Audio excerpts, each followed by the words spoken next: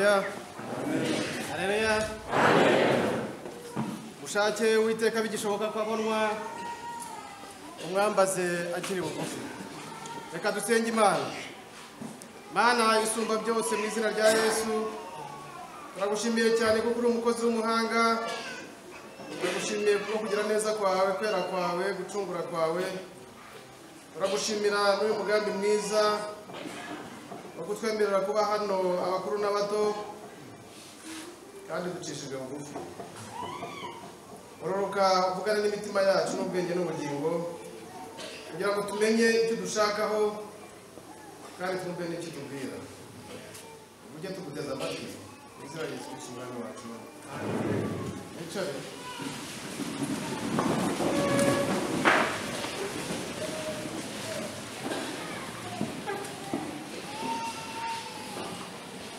Turashima Imana cyane kuko uyu munsi udasanzwe ntabwo usanzwe kuko impamvu twese tuzi turasanzwe kuko ari ku cyumweru. Ntabwo usanzwe kuko mu bintu byinshi bitureba n'ibyo tureba n'ibyo twumva hari imyifatire idasanzwe, hari imyitwarire idasanzwe, hari imitekerereze idasanzwe, hari imyumvire idasanzwe.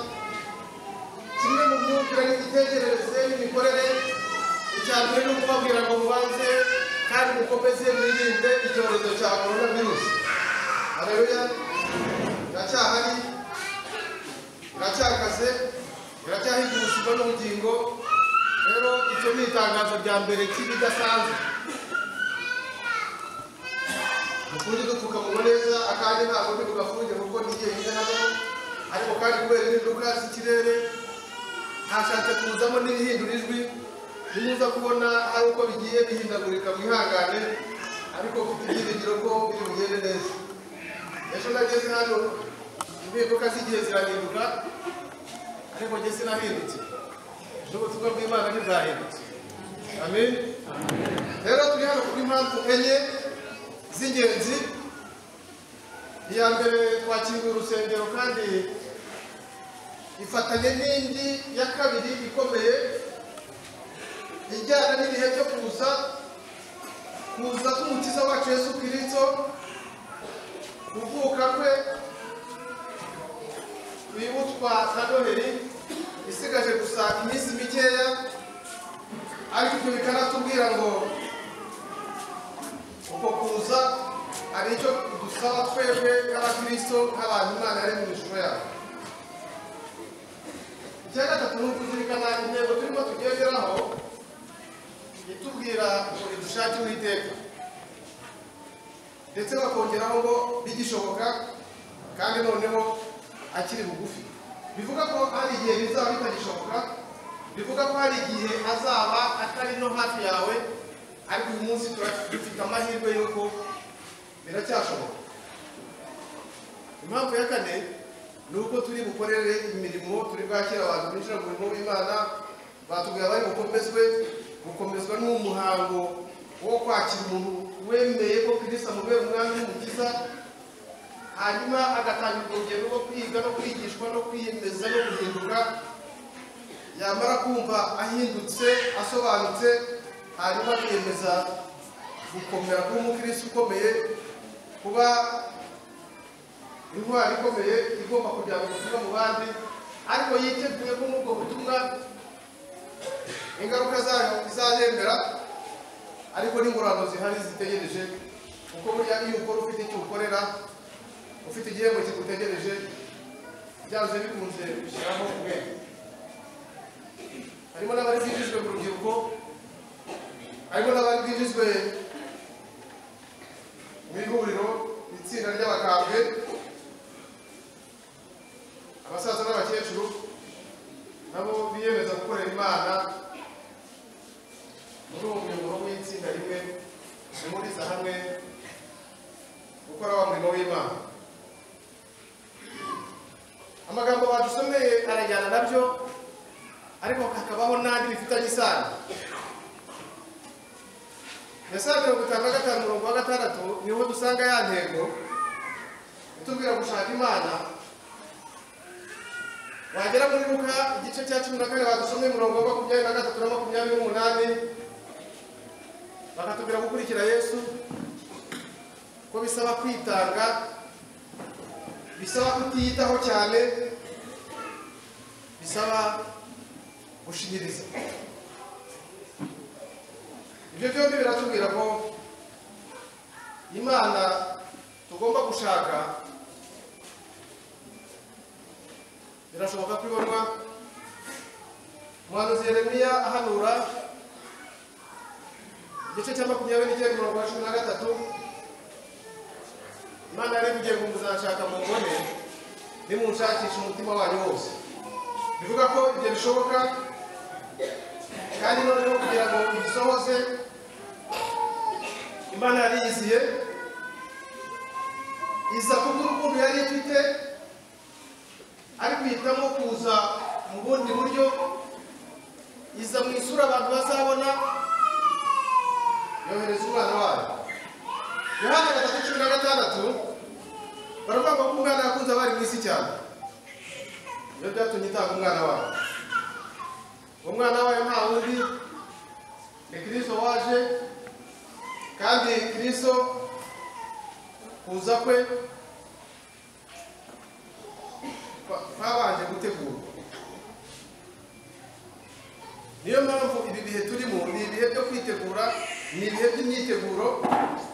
Byahanuwe n'umuhanuzi Yesaya igice cya 40 guhera ku murongo wa 3 kugeza kwa 5. Ayo magambo yongera guhanurwa n'umuhanuzi witwa Yohana Batista, dusanga mu butumwa bwiza bwa Mariko igice cya 1 umurongo wa 3 naho kugeza kwa 5. Bombi baravuga ngo mutunganye inzira z'Uwiteka, mugorere inzira ze mu butayu. Yohana umubatiza ahanura niwe muhanuzi wa nyuma wahanuye ku bana b'abantu. Yahanuraga mu gihe cye, aheruka umuntu udasanzwe, ari igihe kigeze kuko yategurizaga undi, aza kubabwira ko imyiteguro bagomba kugira idasanzwe, igomba kuba imyiteguro irenze iyo bamwiteguraga, kuko uje amurusha gukomera, amurusha icyubahiro, amurusha n'ibikorwa. Aho yababwiye ngo ngende babapirisha amazi, ariko uzaza we azongeraho umwuka wera, kandi gukomera kwe nta nubwo byanyemerera byama amahirwe yo kubona ajya hafi yo kugira ngo nibura mfunde udushumi tw'inkweto ze. Muri Yohana Batista wahanuye ibyo, ahanura ko hazaza undi muhanuzi, ariko yagombaga kuza ari intumwa y'Imana, aje mu ishusho y'Imana. Imana yigira umuntu kugira ngo izi dusange, ari nabyo bituhamagarira uyu munsi mukuru wa Noheli dutegura, ariko tukaba turi mu bihe byo kuza. Niyo mpamvu umuntu yakwibaza ngo mbese kuki Imana yahisemo, yafashe icyemezo cyo kwiyizira muri ubu buryo. Icyemezo Imana yafashe cyo kwiyizira muri ubu buryo cyaje ari intambwe cyangwa se ari amahirwe ya gatatu nyuma yo kurema umuntu. Imaze kumurema mu gitabo cy'Itangiriro, yari yamuhaye amahirwe ahagije asesuye, aho umuntu yabanaga n'Imana, umuntu akabona Imana buri munsi uko abishaka. Ariko igihe kigeze umuntu aracumura, akora icyaha mu gice cya 3 cy'Itangiriro, nuko asohoka mu bwiza, asohoka mu busitani bwa Edeni, aho yagombaga guhura n'Imana buri munsi. Kuva icyo gihe hagati y'umuntu n'Imana hazamo intera, ndetse batubwira mu mirongo uheruka guhera ku murongo wa 24 w'igice cya 3 22 ko umuntu yasohowe mu busitani bwa Edeni, barangiza bagashyiraho uruzitiro rukomeye. Kuri urwo ruzitiro bagashyiraho abakerubi n'abamarayika ngo bafite inkota z'imiriro, kugira ngo umuntu atazahindukira asubirayo. Ariko Imana kuko urukundo rwayo ntabwo byagarukiye aho, yahamagaye Aburahamu ibaha amahirwe bapfusha ubusa, baza tubona ku gihugu cya Egiputa kubera ibyaha n'ibicumuro byinshi. Imana ibaha andi mahirwe kugira ngo ibavaneyo, hanyuma ibiyereka bari mu Egiputa ariko batanayibona, iza kubiyereka neza bari mu butayu. Baza icyambere yabiyeretse bageze ku nyanja ya Yorodani, cyangwa umuhanda bavuga nk'ubutaka, ariko bageze mu butayu bagomba kumara n'imyaka 40 yose. Ibasiriraho kuko ntabwo bashobora kugira ikindi kintu babona. Impamvu bashyiragaho inkingi y'igicu, bakabona icyo gicu kimeze nk'igicu kimanutse kuva hejuru kikagera hasi, aho cyagendaga bakagikurikira. Niko yabiyereka. Nijoro kabereka umuriro, inkingi y'umuriro. Ubwo urumuri rwa nijoro rukamurika rukabereka, bagakurikira aho ngaho. Icya kabiri, nuko byageze igihe Imana ibasezeranya ko igiye kubaha ikimenyetso cy'isanduku y'isezerano, byarimo ibikoresho by'ingenzi byaranga ubwiza bw'Imana. Iyo sanduku ikaba ikimenyetso cy'Imana, nuko kuyiheka, kuyitaho, bikabereka ko Imana iri kumwe nabo.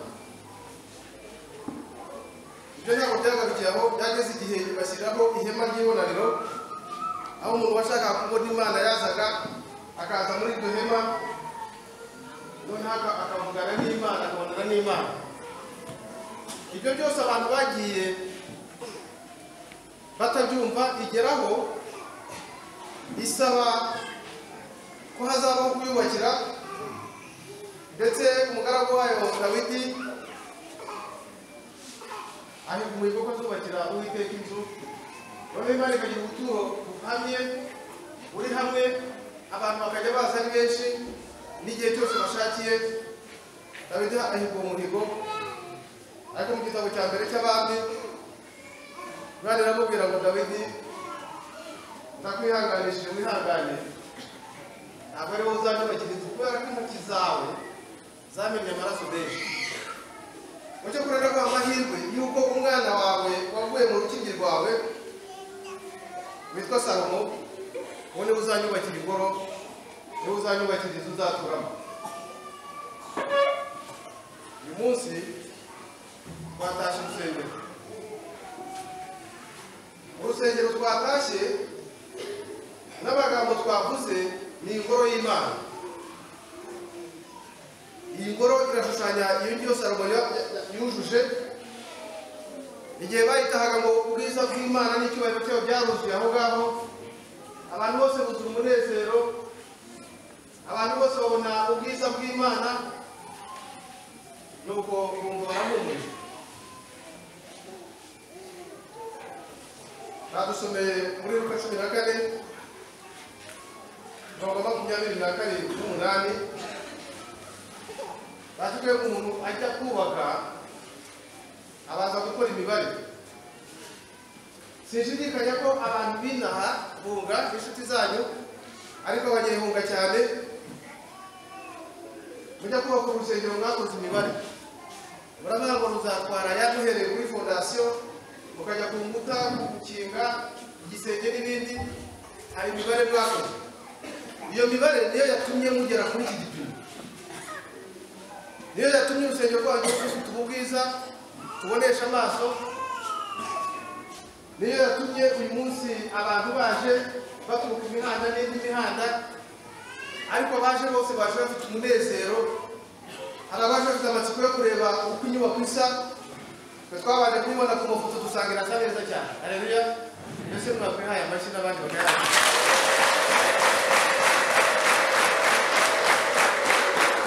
Reka ayo mashyi abe icyubahiro cy'Imana. Reka ayo mashyi atumire aza mu bwiza bw'Imana, nk'uko Imana yatatse urusengero Salomo yubatse, byuzure mu mitima yanyu, namwe mwumve ko Imana mushimye, abo ko mwayinejeje nayo yamanutse ikabana namwe, ariko izanabasanga ikabanezeza. Haleluya! Urusengero twatashye muri hari ikindi kintu batubwiye. Batubwiye ku murongo wa 27-31, baratubwira ngo noneho urusengero dutaha, za nyubako twubaka kugira ngo zigire agaciro, nuko haba mu bwiza bw'Imana, haba mu bwiza bwa Yesu, kandi ubwiza bwa Yesu nta handi tuzabona uretse mu mitima yacu. Imitima yacu akaba ariyo ihinduka isengero, bigatuma kuba imitima yacu ari isengero dukurikira Yesu Kristo. Noneho uko tumukurikiye akaba ariko twamamaza bwa bwiza bwe, kandi noneho tukazirikana ngo kugira ngo dukurikire Kristo muri ya mirongo batubwiye ngo kugira ngo umuntu akurikire Kristo nuko we atishyira imbere ibintu byose, bakoresha ijambo kwiyanga, aho ugashyira imbere Kristo, ugashyira imbere Imana, ibintu byose ukabereka, ukabanza gushaka Imana. Niho tugaruka kuri ya ngingo, niba warakoze ibingibi udashaka gushaka Imana, ugakora ugatanga amasima n'ibindi n'imbaraga ushaka kugira ngo umenyekane gusa, navuga ngo waracitswe gakeya, ariko haracyari andi mahirwe. Andi mahirwe ni uko tuye gukora Matayo 6:33 baratubwira ngo ibyo twabamo byose, ibyo twatekereza byose, tubanze dushake ubwami bw'Imana no gukiranuka kwayo, nibwo ibindi byose tuzabyongerera. Ibyo tuzongererwa ni ibiki? Mu Migani igice cya 10:22, mu Migani 22:4 baratubwira ibyo tuzongererwa igihe cyose tuzabanza gushaka Imana, tuzabanza gushaka ubwami bwayo, tuzabanza gushaka icyubahiro cyayo, tuzabanza kwitegurira muri twebwe. Baratubwira ngo tuzabona ubukire bwa butunzi bwose, abashaka amafaranga menshi, abashaka amazu meza, abashaka amamodoka meza, abashaka inzu n'izinga zikomeye, abashaka ibyo byose ngo muzabibona, ubutunzi muzabona. Icyakabiri, numara kubona ubutunzi igihe uzaba wabanje guha Imana umwanya mu mutima wawe wa mbere, uzabona n'icyubahiro. Haleluya! Uzahabwa icyubahiro kubera ko wagihaye Imana. Abaririmbyi bajya baririmba ngo tuzatambagira Yerusalemu kubw'icyubahiro twahaye Imana. Tuzatambagira Yerusalemu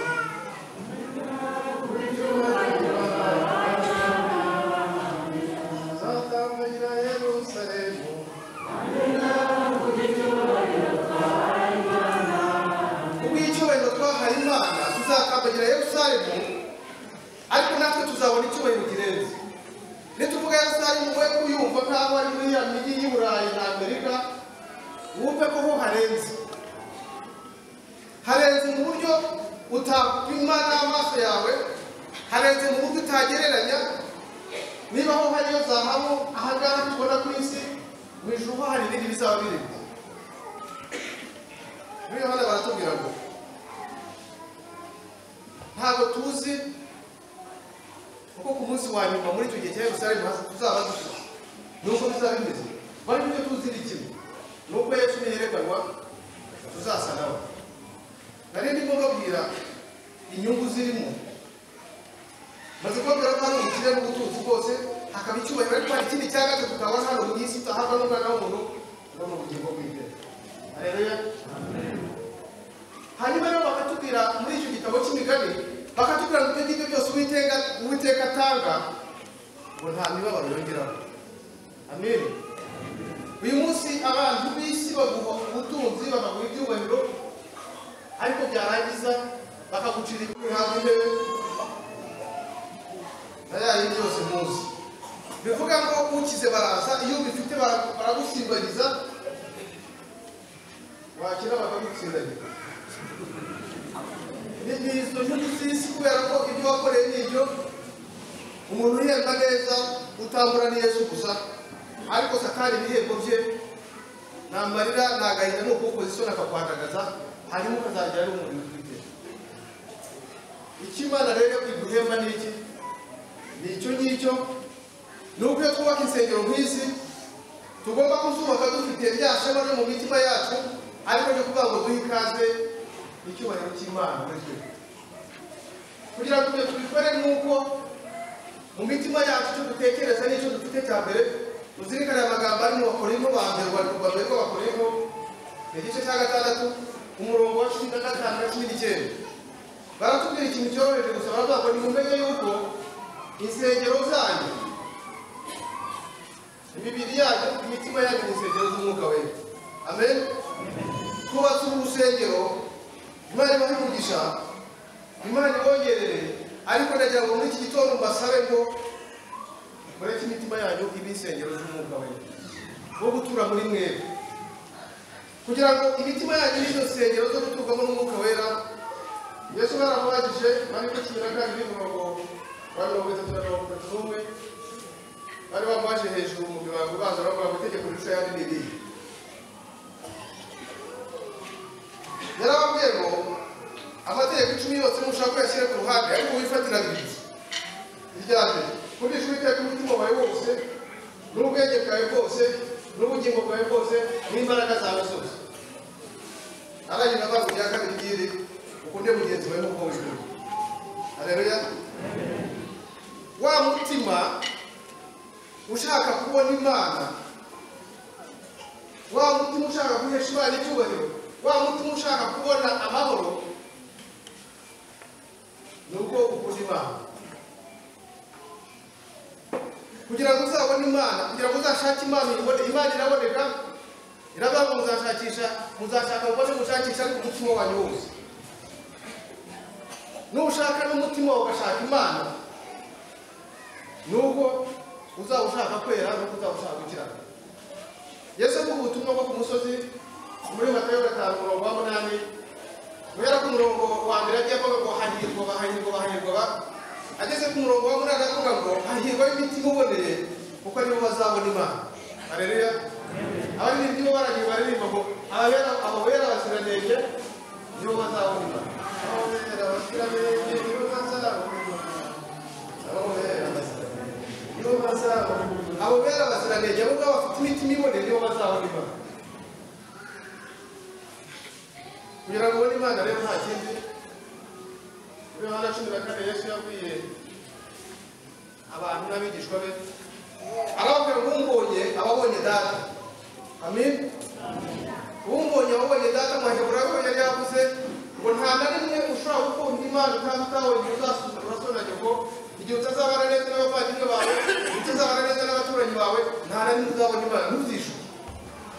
Ushobora kuza ukajya kwitwa mu nsengero, niba tukaba namba 0, mu kuririmba korali ukaba namba 1, n'ahandi ukaza mbere, ariko igihe cyo utazaha agaciro wo mu bana, umugabo akunda umugore we, umugore akunda umugabo we, ababyeyi bakunda abana, abaturanyi bakundane, icyo gihe urimo urabushyira ubusa. Icy'ingenzi ni uko uzabanza gukunda babandi, kuko umuntu ari mu ishusho y'Imana, kugira ngo ibyo bizatungane n'uko bizakugendekera neza. Kugira ngo rero bigende, nuko abantu tugomba kumenya ngo gutunga Imana mu mutima wawe. Imana yagize igihe cyo kubana n'abantu, irabagerageza biranga, igezeho ifata icyemezo gikomeye cyo gutanga umwana w'ikinege Yesu Kristo. Ariyo mpamvu umunsi turimo kwitegura kumwakira. Turi mu minsi yo kuza gufata 28/11 igizwe n'ibyumweru 4. Ibyo byumweru 4 tugira, buri cyumweru gifite intego kiba gifite yo guha ikaze, yo kwitegura kubona umwana w'Imana, kubona Imana, gutuza Imana, gutunga Imana. Iyo utunze Imana ufite amahoro, iyo utunze Imana ufite imigisha. Wibuke Salomo agiye ashaka kubona Imana, yafashe igitambaro agitwara ajya ku musozi witwa Gibewoni, nuko aragenda aragitunganya aragitamba, nuko Imana imaze kunezerwa iruhuka, iramuha iti ngaho Salomo saba icyo ushaka. Nuko Salomo arareba aravuga ati nisaba amafaranga arashira, ashaka kumbera n'ibigeragezo, nisaba ibintu runaka biranga, ageze aho Imana ati ndagusaba ikintu kimwe gusa, acishije bugufi aravuga ati nihe ubwenge gusa bwo kugira ngo umenye uko mba muri iyi si, ushobore kuyobora abantu bampaye, ushobore gufata ibyemezo runaka, ushobore kumenya uko nitwara. Imana irareba iramubwira iti rero, kubera ko utisabiye ubutunzi n'amafaranga, utisabiye ngo abanzi bawe bapfe, utisabiye iki, ibyo ngibyo byose usabye, muhaye ubwenge buto bwawe, nta muntu uzaba uzakurusha ubwenge muri iyi si, kandi nta n'umuntu uzakurusha ubutunzi. Iyo usomye ukanareba ukanagereranya, Bibiliya itubwira ko mu bami babayeho nyuma ye kugeza kuri uyu munsi, nta muntu wigeze arusha Salomo ubutunzi, nta muntu wigeze arusha Salomo ubwenge. Nusoma igitabo cy'indirimbo, ugasoma igitabo cy'imigani, biriya byose ni ubwenge Salomo yagiye akoresha. n'uriya mutunzi yari afite kugeza aho abantu bose bamushyikira abandi kazi bakamushyikira nta muntu n'umwe wigeze amurusha ubutunzi ariko ibyo kugira ngo tubibone nuko turi kazi umwami wacu Yesu Kristo turi mu minsi yo kuza iminsi yo kuza ivuga ibintu bitatu bikomeye iravuga gutegura imitima yacu n'ubwenge n'ubugingo kwitegura biravuga iki biravuga gusuzuma niba nta hantu dufitanye ikibazo n'umuntu uwo ari we wese kwitegura biravuga ngo niba nta hantu dufitanye ikibazo n'Imana yanjye kwitegura biravuga ngo niba nta mutima ucira urubanza mu buzima bwanjye bwose kwitegura biravuga ngo mbese mpagaze he nugeze uyu munsi urasanga aho uhagaze nawe urahabona urahazi urareba ugasanga uyu munsi abantu bafite ikibazo cy'ubwoba budasobanutse abantu bafite ihungabana ridasobanutse abantu bafite impungenge zidasobanutse aho ugenda ugasanga urubyiruko rwabo nta myaka ijana azamara abandi bo ukumva yajya kuryama akavuga ati sinzi ko ndamuka undi yaramuka akavuga ngo ntabwo nzi n'umuntu wese ugasanga afite amaganya afite ubutiriganya muri we bivuga ngo abantu nta mahoro bafite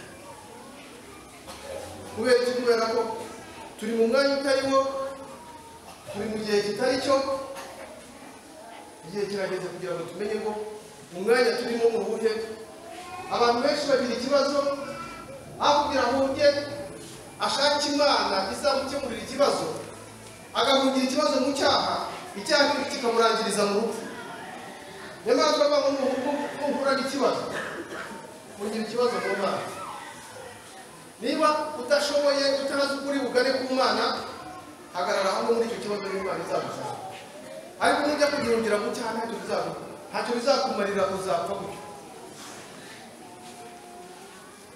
uyu munsi biratubwira ngo iminsi yo kuza iraduhamagarira kuba mu mwanya tugomba kubamo kuba mu mwanya tugomba gushakiramo igisubizo kuko Yesu Kristo yaje ari igisubizo cy'ibibazo byose kuko yaje ari umwana w'Imana azanye ububasha n'ubutware bw'ibisubizo Imana itanga ikibazo dufite uyu munsi abantu ntabwo turi mu myanya yabo iyo utari mu mwanya wawe ukaba mu mwanya utari wo ugira agaciro katari wo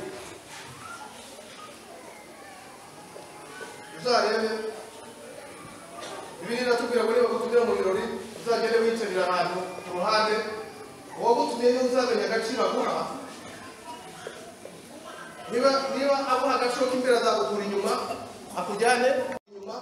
akujyane imbere mu ntebe z'ibyubahiro nawe uze wicare wumve ufite agaciro ariko nuza ukivana hariya mu mpande zose ukaza ukikubita hano imbere mu ntebe ya kiziko ni hano bazaza bahagukure hari inkuru nasomye irantangaza hari umuryango warangwaga n'ibintu bibiri urabizi imiryango yo mu Rwanda imiryango yagendaga igira ibibaranga ugasanga bakavuga ati twebwe iwacu ntabwo tuvogerwa iwacu iyo miryango yarangwaga n'ibintu bibiri yarangwaga n'ishema ryo kubahiriza igihe ariko ikarangwa n'ubutunzi buhora buringaniye buhora buhagaze neza ariko buheshamo abandi umugisha nuko umusaza umwe agiye gupfa bagura isaha ihenze cyane ikozwe n'amazahabu menshi ayisigira umuhungu we aramubwira ati rero muri za ndangagaciro ziranga umuryango wacu n'aho dutuye muri sosiyete dutuyemo bagahora batwubaha kubera ko twubahiriza igihe iyi saha izagufasha kubahiriza igihe umuntu arayifuza kuko akajya yubahiriza igihe bavuga bati kanaka anyuze hano bakamenya batumukira amasaha ku gihugu isaha n'izi ka gaciro barakagumana ka gaciro barakagira uwo mugabo nawe agera igihe cyo gusaza afite abana bahamagara umwana we ariko bagera igihe cyo gusaza indangagaciro y'igihe barayifite ariko iyo amafaranga yatangiye kugabanuka afata ya saha ahamagara umuhungu ko ni umwuzukuru wa wa musaza wa mbere aravuga ati mwana wanjye indangagaciro y'igihe narayubahirije none ndimo ndabona ikintu cy'ubukungu bikigenda nabi kugira ngo tutazata agaciro iyi saha niyo baduhaye izatugarurira agaciro fata iyi saha ujye kuyigurisha noneho ibifaranga bizavamo bizongera bize twongere tugire igishoro cy'amafaranga twongere tugire agaciro umwana ati ndayijyana he ati banza uyijyane mu bantu bakora ibintu bya zahabu nibo bazi agaciro kayo ariko baragejeje ko barayireba barayizenguruka barareba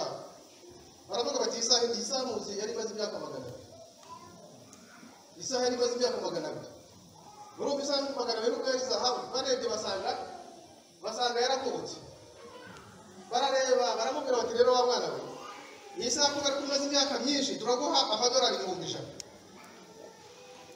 umwana agenda mbere ati tubavuye ku ijana ikaramubwira ati biboneke bijyanye mu bantu bitwa abavunjayi wenda uko bakora mu mafaranga cyane bazayibonamo imari bayigure nabo bazajya kuyicuruza ajye mu bagabanya gatanu ajya mu musaza aramubwira ati biboneke yifata uyijyane mu nzu ndangamurage bita mise iba mu ibintu by'amateka n'ibindi n'imirage uyijyane wowe ufite bakubwira ageze barayireba barayitegereza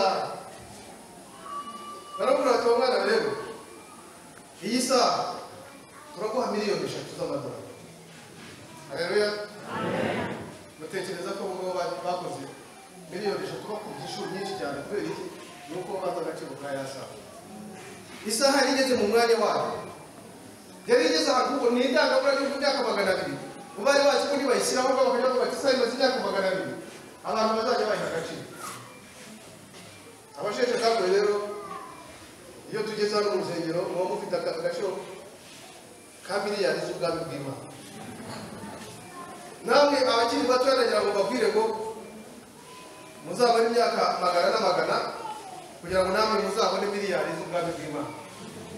Kubera ko umuntu ntabwo agira igiciro nta kiririkanywa ahubwo umuntu agira agaciro ahabwa n'uko Imana imubona n'uko Imana yamuremye wibuke ko Imana ari umuntu yamuremye mu ishusho yayo kugira ngo ase nayo umuntu atandukanye n'ibindi biremwa aba usumba ibindi byose.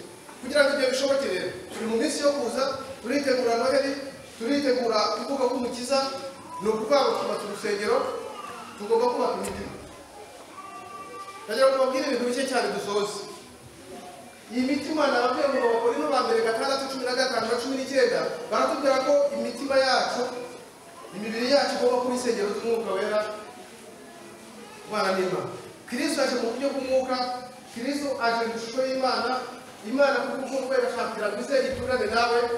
Hanyuma mwibuke ko Yesu Kristo bamuhanura Yesamuhanura abahanuzi ba mbere Kristo bayoboye n'abandi bamuhanura imyaka 2000 mbere y'uko Yesu avuka baramuhanuraga bakavuga ngo nguriya ndamureba bashishoza. Ariko Yesu agiye guhanura mu gice cya 5 aravuga ngo nuko umwana yatukugiye kwa mwana w'umuntu. Haleluya. Ubuhanuzi arabukuru arabuza kandi ubwo buhanuzi bwabayeho tubukuru ariko kugira ngo tubukurure hari ibintu byaragaga iki gihe cyo kuza uyu munsi byagiye bicika kuva aho isi yatangiye kuremwa.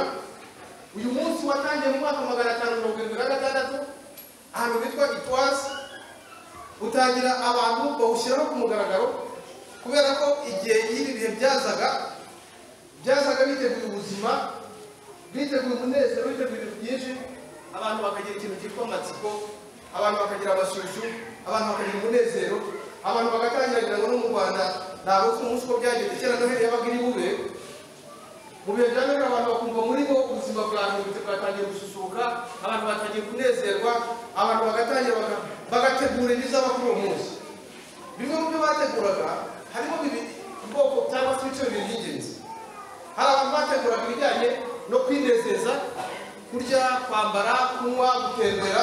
Umuntu akavuga ati kuri Noheli nzambara iki, kuri Noheli nzandika, bamwe bakabika igitoki, abandi bakabika ihene, abandi bagategura udufaranga two kuzagura akanyama, abandi bagashigisha agasuru, abandi bagategura n'impano bazaha abandi bazahabwa impano.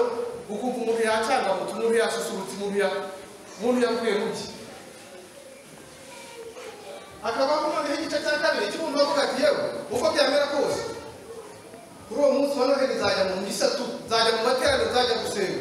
Umuntu akajyayo rimwe gusa kuri Noheli akazategereza ko Noheli yongera kuza nibura yabaga yabitegereje.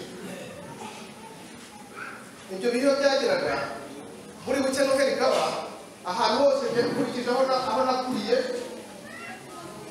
byaragira ngo abantu barimo baravuza ingoma ku mugoroba kuri 24 abantu bakavuza ingoma bose mu misozi baca ku ngoma baravuza ingoma. Kabona abantu barimo barasoroma amashiza yo guteka, abantu bashaka ibigori, barashaka iki, ibintu byose mu ndategura impano ugasanga bashimishije bameze neza. Ariko uyu munsi abantu babigize akamenyero.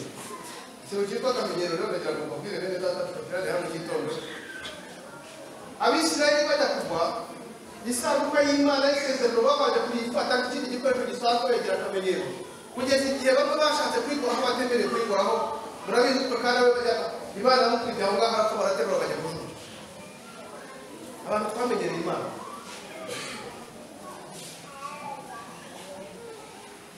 Imana irashaka kutwiyereka ariko ntabwo ishaka ko tuyimenyera muri ubwo buryo. Icyo Imana ishaka ni ikihe? Ni uko abantu bitegura. Niyo mpamvu yazanye umwami wacu Yesu Kristo, twitegura mu buryo bwo kumva dufite amatsiko n'amashyushyu, twumve tugomba kubona ibintu byiza, dutegura imitima yacu kugira ngo tuze nagira ngo mbabwire ngo kuri iyi Noheli imyiteguro yajyanaga na buji enye bacanaga buri cyumweru, n'imwe ya gatanu bacanaga ku munsi wa nyuma wa Noheli nyirizina. Buji ya mbere yasobanuraga ikintu cyitwa ibyiringiro. Nagira ngo mbabwire ngo muri iki gihe twibuka twabonye urusengero ni byiza, reka dutegure n'imitima yacu nk'insengero z'umwuka wera, nk'ubuturo bw'umwuka wera w'Imana, ariko twiteremo ibyiringiro. Nitwiteramo ibyiringiro, tukaganira iby'ibyiringiro, tugatekereza iby'ibyiringiro, tugategura iby'ibyiringiro, aho twihebye, aho wumva utazi uko ejo bizamera, aho utazi uko ejo uzaramuka, witeremo icyizere, wishyiremo, wiyubakemo ibyo byiringiro, kumva ko hari ikintu gishyashya Imana iri gukorera. Wibuke ko nuza muri urusengero ukaza ufite ibyiringiro muri wowe, ufite kwizera muri wowe, uzaza ugasangamo marayika w'Imana akaguhumuriza. Kuko Yesaya 40:1 bavuga ngo muhumurize abantu bageze mu mabwiriza y'uburi mitima. Yesu Kristo amaze kugera muri iyi si, ubutumwa bwiza bwa mu gice cya 4 umurongo wa 17 kugeza mu 18 aravuga ngo umwuka w'Iteka ni kugera ko yansigiye kubwira abakene ubutumwa bwiza, ambwira kubwira impumyi ko zihumuwe, ambwira kubwira ibiragi ko bivuze, ambwira kubwira ab'indushyi ko bahumurijwe, ambwira gutangaza umwaka w'abagirira imbabazi. Ni ukuvuga mu rusengero mu gihe cya none turimo mu mwaka w'2021 mu mpera z'umwaka, reka utegure ibyiringiro, usunike umubabaro, hanyuma wizere ko ugiye kubona ibyiza. Icya kabiri bacanaga indi buji ku cyumweru cya kabiri isobanura ikintu cyitwa urukundo. Urukundo rw'abakonje turabisoma mu Byahishuriwe Yohana igice cya 2 guhera ku gice cya 5 ku murongo wa 2. Urukundo rw'abantu rwarakonje, ntabwo rukunda undi kugera naho umuntu nawe uko atikunda. Uyu munsi hari ikibazo, nubona uzareba usanga umuntu abantu ntibikunda, wavuga uti bishoboka bite ko umuntu atikunda? Biroroshye kubibona. Niba umuntu yiyahuza ibiyobyabwenge, ari ibituma bugwa n'ibigotomera, ukabona umuntu arishora mu busambanyi, ukabona umuntu arishora mu butekamutwe, ukabona umuntu arishora mu bintu byose bidafite epfo na ruguru, kugera aho umuntu atagira n'isoni. Abo twari kumwe ejo nababwiye inkuru nabonye, aho abantu bagira isoni mu mitekerereze yabo n'agaciro ka muntu kandi bagereranya mu buryo butari bwo, aho abantu i Kigali basigaye bashingura, abandi bakajya inyuma bakajya gukura imirambo mu masanduka serikeye bakajya kuyagurisha.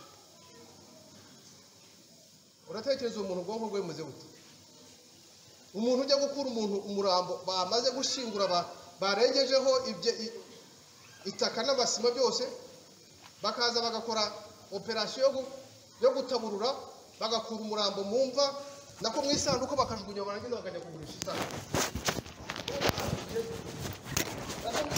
Mu gihugu cya Nigeria, aho umubyeyi yabyaye umwana muzima, aho kugira ngo amwoze akajya afata amashereka yake akajya kuyagurisha.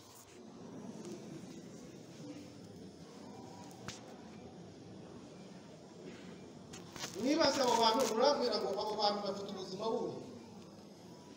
Abantu bagurisha rero, bagurisha amaserivisi mureke mu biki kigaragaza ko abantu batikunda, barabimenyereye babigira umwuga, bakagurisha bacunga noneho ya masanduka aheze cyane akaba ariho bacunga noneho batangira gukora amarondo yo kubafata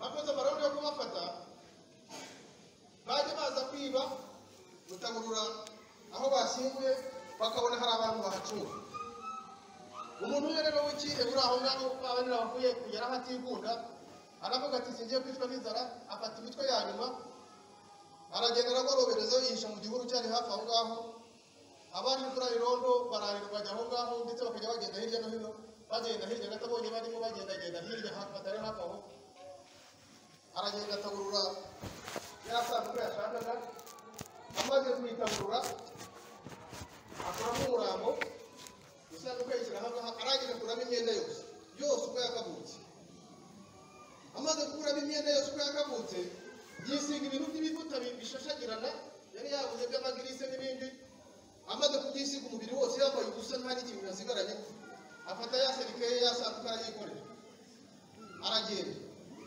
abanyerondo umuntu aje yikoreye isanduku bati yewe wa muntu arababwira ati nako ahise ababona ahita avuga ikintu cy'ikijwi kinini aravuga ati ntarapfa nari narababwiye ko muzashyingura Nyamirambo none mwaribeshye munshyingurire Rusororo nanjye ndiyimuye ndagiye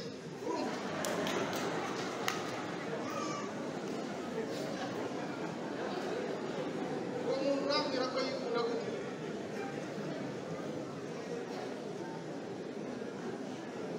uyu munsi dufite ikibazo cy'ububanyi ntabwo bikunda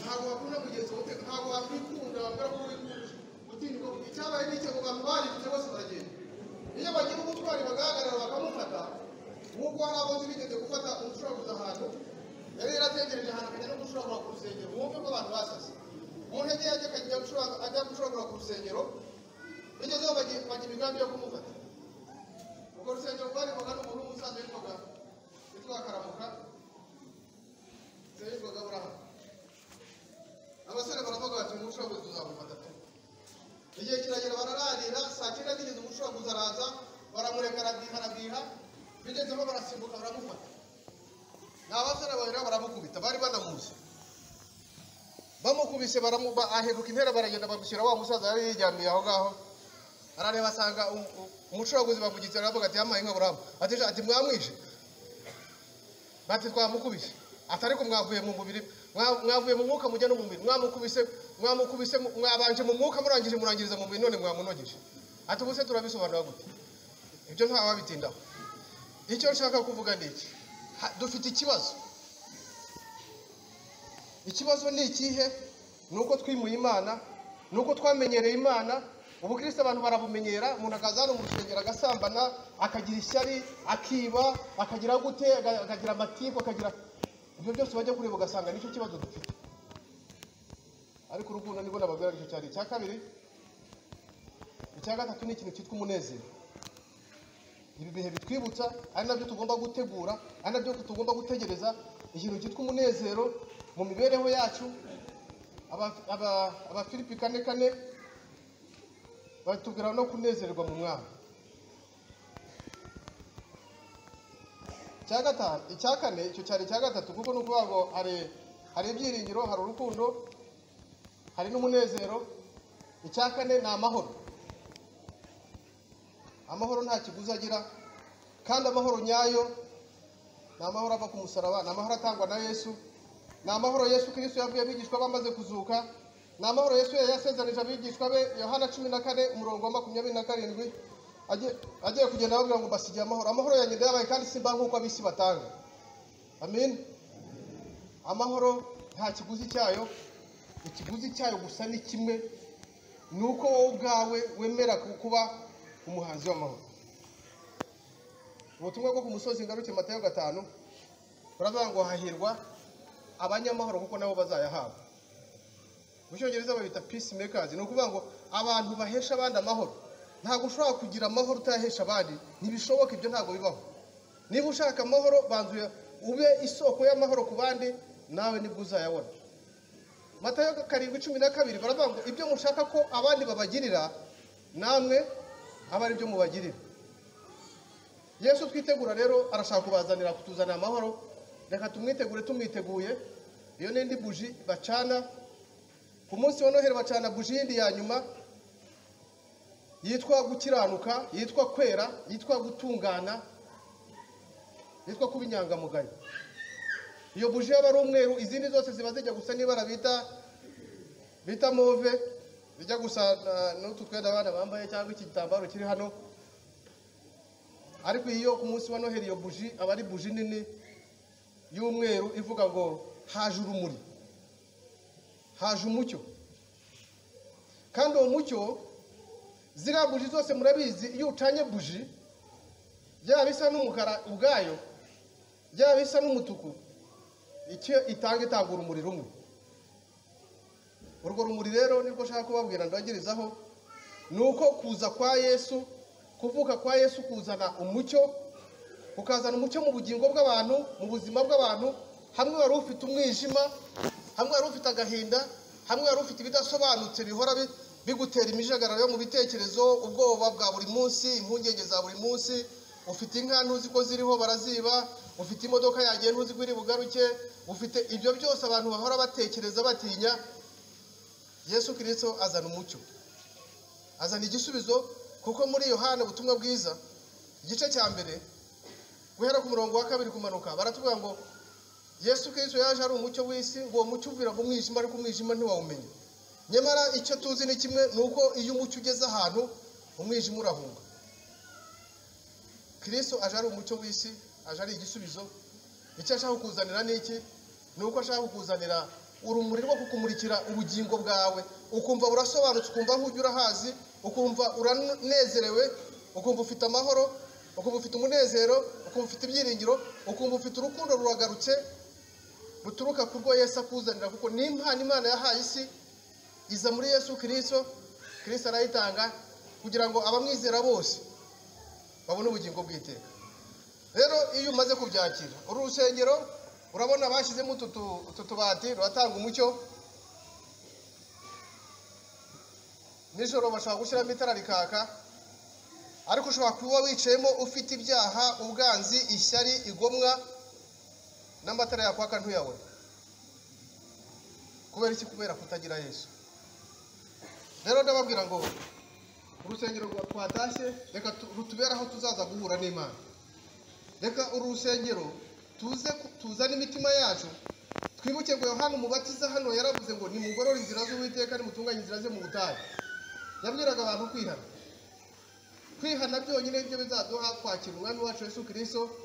Mu byahishuriwe Yohana igice cya 20 murongo wa 7, Yesu Kristo aravuga ngo dore mpagaze ku rugi ndakomanga, niwumva ijwi ryanjye ugakingura nzinjira iwawe, tubane dusangire. Muzasangira iki? Muzabaza musangire ya mibabaro yose n'agahinda n'ibindi, narangiza byose abifate abitware akuguranire, hanyuma gusigire amahoro y'iteka. Namara kubigusiga ikizamenyekanisha ko umukristo w'urusengero rwiza gutya, nuko nawe uzaba mwiza atari ku mubiri gusa, ahubwo no ku mutima. Ku mutima uzabwirwa ari iki? Matayo 5 umurongo wa 13, 14, 15, 16. 13 iratubwira gutya, iratubwira ngo muri umunyu w'isi. Haleluya. Kuba umunyu w'isi ntabwo duhinduka ya mafu y'imyunyu cyangwa ibijyonjo, ahubwo nuko umunyu ikiburanga n'uburyohe, nuko tuzaryohera abandi mu mvugo nziza, mu nseko nziza, mu isura nziza. Uzarebe ihungutse ku muntu ukimubona hirya, iyo umuntu akurebye ubona niba akurebye neza cyangwa akurebye nabi. Hari umuntu mujya guhura ukabona arijimye, wanamusuhuza ukabona akwikirije yashinze iryinyo ku rindi. Uwo muntu burya ntabwo ari umunyu w'isi, uwo muntu ntabwo ari umucyo w'isi. Kuko yatuvuga ngo muri umunyu w'isi kandi mukaba n'umucyo w'isi. Nuko ugomba kubera abandi umucyo, waba uri kumwe n'abandi bakabona umunezero wawe, bakabona isura yawe, bakabona imvugo yawe, bakumva impumeko yawe, bakabona uko witwara nabo bikabanezera, bakumva akeneye ko mubana.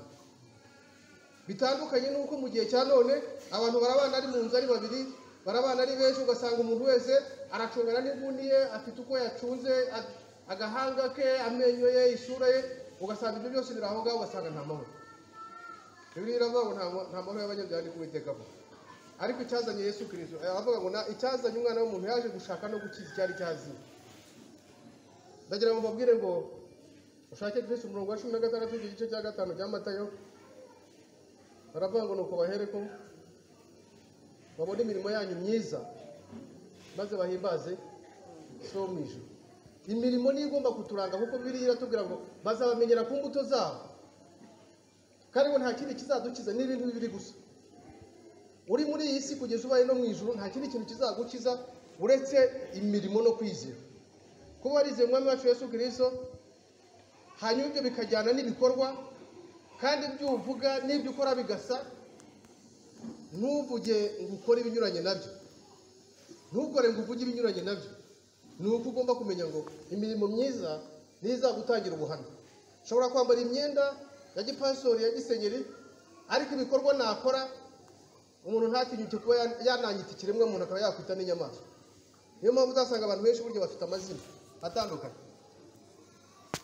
Hari ayo so na nyoko bakwise, hari ayo mu kiliziya no mu nsengero bakwise, ariko abantu icyo bakwita nicyo uri cyo. Uzasanga bamwe babita barubunda ku mazi, bamwe babita ba nyiragitariro. Hari ya mazina yose, ayo yose ni ukuvuga ngo icyo ngicyo uri cyo nicyo kiguha agaciro, niko gaciro, niko bakubona, niko bakuzi, kubera imirimo, kubera imbuto wera. Nagira ngo rero soze mbabwira ngo mushake Uwiteka kugishoboka kwabona. Ni amahirwe ya nyuma, kandi noneho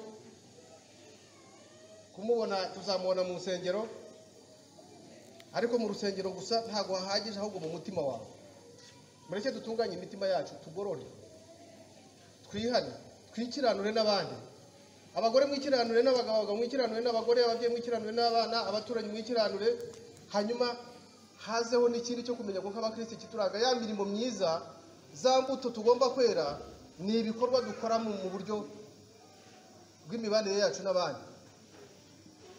Nuko tukamenya ngo hari abantu bababaye bakeneye ubufasha bwacu, hari abantu bashonje bakeneye ubufasha bwacu, hari abantu babuze umutekano bakeneye ko tubaganiriza.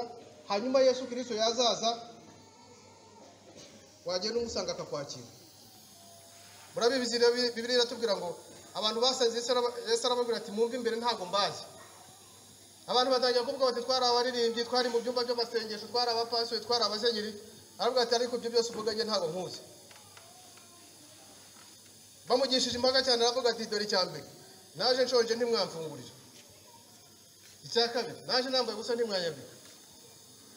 Naje mfite inyota ntimwamutuzi ko kunywa. Naje naniwe bunyiriyeho ntimwancumbikira. Abantu batangira gutera hejuru ati twakubonye ryari we ko tukuzi n'amakanzu wambara na sandari wambara. Yesu arababwira ati va muri ibyo. Urya muntu wanyuzeho kunzira ashonje burya ari gihe. Haleluya. Uriya muntu wasanze afite agahinduka mucaho ukamuhindura zero burya ari gihe. Uriya muntu wabonye ananiwe kunzira ntumubaze aho ajya mu mucumbikire burya ari gihe. Ariko hari inkuru nziza. Uyu munsi Bibiliya iratubwira muri Yesaya, muri Zaburi 95 ngo cyamwe uyu munsi bakumva ijwi ryayo ntibinangira imitima nkuko bayinangiye imerwa no ku munsi w'Imasa mu batanga. Ndagira ngo babwire ngo uyu munsi nitutinangira imitima, uyu munsi tukibuka yuko Kristo kimuzanye nta kintu kugira ngo buye ubugingo bw'iteka kandi kubura. Igice cya 55 badusomeye umurongo wa 1 n'uwa 2. Nusoma barakuvuga ngo nimuze ku mazi nta feza mutanze. Uyu munsi abantu bajya kugura fanta bagatanga amafaranga, abagura ibindi bipfundikiye bitumuka bagagura amafaranga, abajya muri farumasi bakagura iminini bagatanga amafaranga. Ibyo byose barashakisha ariko nta na kimwe kibagira akamaro. Yesu aravuga ngo muze mbahe agakiza nta feza mutanze. Kandi akavuga ngo naho ibyaha bitukura tukutuku uyu munsi ndabihindura umweru bise na sherigiro. Uvuga ngo ndakubabarira nitaye ku byaha wakoze, nitaye ku uyu munsi nuca bugufi ugasaba imbabazi, byose ndabihindura uwo mufitanye ikibazo kirashira, ndabihindura icyakuregaga icyaguciraga urubanza kiravaho. Uyu munsi urahinduka icyaremwe gishya, uyu munsi urahinduka umwana w'Imana.